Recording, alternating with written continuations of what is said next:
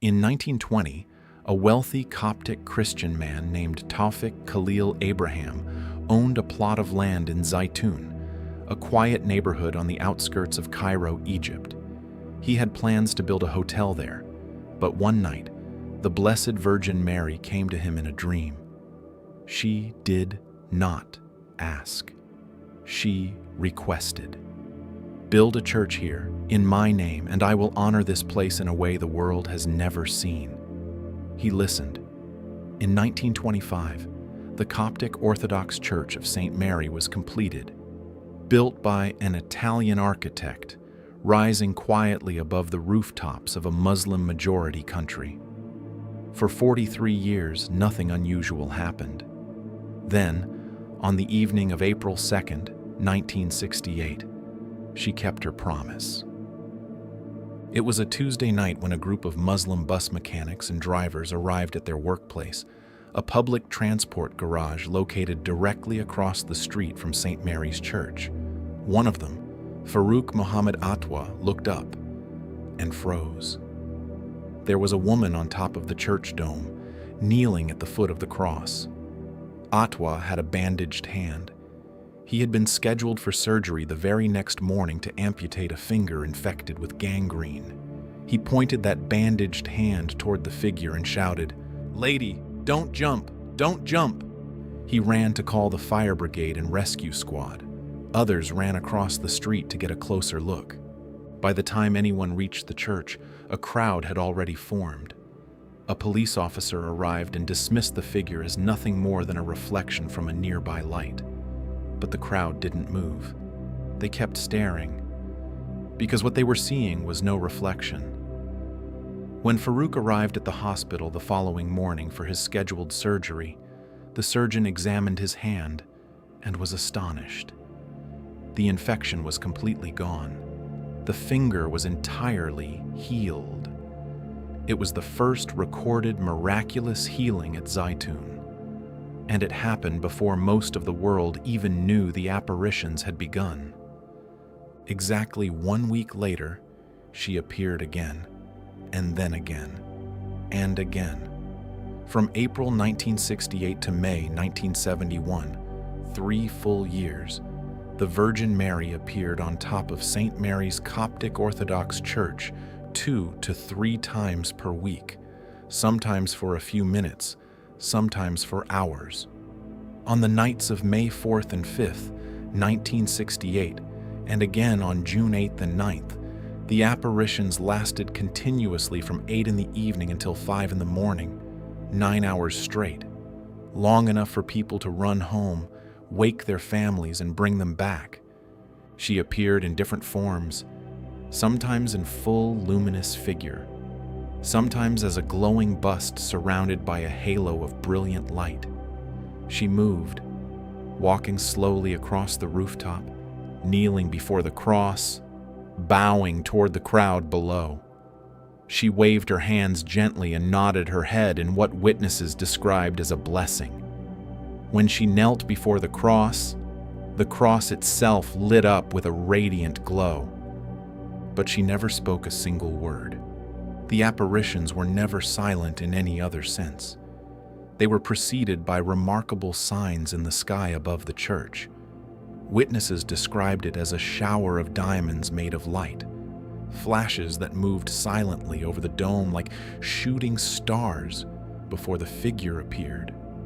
Then came the doves, luminous, bird-like forms made entirely of light, flying in tight formation at extraordinary speeds without ever moving their wings.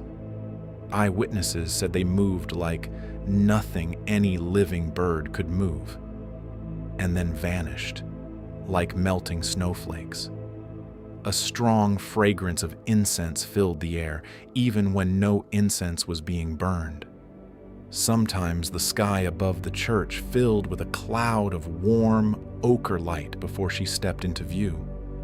On some nights, she was not alone. Several witnesses reported seeing St. Joseph standing beside her. Others saw her cradling a child, Jesus, appearing to be around 12 years old, held close to her as she walked the rooftop in silence. word spread fast. Within weeks, crowds of thousands surrounded the church every night. Within months, the numbers were staggering. Single-night gatherings reached an estimated 250,000 people. International airlines reported that flights into Cairo were fully booked. Tourists were flying in from around the world just to stand in the streets of Zeitoun and look up. Egyptian newspapers ran photographs on their front pages. The New York Times covered it. Egyptian state television broadcast live footage of the apparitions nationally. Among those who came were Orthodox Christians, Roman Catholics, Protestants, Muslims, Jews, and people who believed in nothing at all. They all saw the same thing. The sick were healed. The blind received their sight. People with paralysis walked. Cases of cancer and other terminal illnesses disappeared in ways that non-Christian physicians confirmed as medically inexplicable. And thousands of people, many of them non-believers, converted to Christianity, standing in the streets of a Muslim country, in the middle of the night, looking at a woman made of light on top of a church dome. The Egyptian government did not ignore what was happening. President Gamal Abdel Nasser, Egypt's secular Muslim head of state, personally came to investigate. He witnessed the apparitions himself. His government then ordered police to conduct a thorough investigation, searching for any possible hoax. They cut all electricity within a 15-mile radius of the church. The apparitions continued.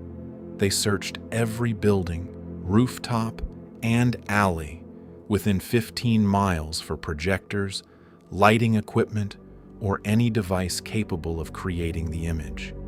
They found nothing. Nasser and the Egyptian government concluded that the events at Zeitoun were authentic. The Ministry of Tourism issued an official validation of the sightings and began printing pamphlets. It was one of the only times in modern history that a secular Muslim government officially confirmed a Christian miracle. On May 5, 1968, just over a month after the first appearance, Pope Khalil VI, Patriarch of the Coptic Orthodox Church, issued a formal declaration.